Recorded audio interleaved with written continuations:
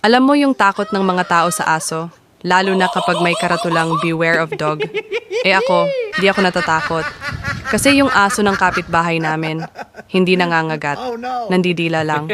Oo, seryoso. Isang araw, dumaan ako sa harap ng gate nila, bigla akong sinabayan ng tahol. Aw! Aw! Aw! Siyempre ako, lakas loob.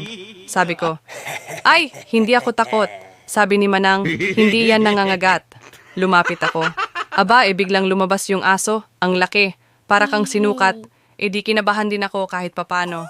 Pero true enough, hindi ako kinagat. Ang ginawa, dinilaan ako mula tuhod hanggang siko. Parang gusto lang niyang tikman kung maalat ba ako. Tapos, yung itsura niya ha, mas masaya pa siya sa love life ko. Dila dito, dila doon. Para akong ginawang sorbetes. Di ayun. Mula noon, tuwing dadaan ako, bit-bit ko na wet wipes. Kasi sure na, may slurp session sa kanto. Sabi nga ni Manang, wala yan, anak lang yan ng Shih Tzu at car wash. Kung natawa ka, bigyan mo naman si Bantay ng like, comment, at share. At kung gusto mo pa ng kwentong aso, kindly subscribe. Hehehehe.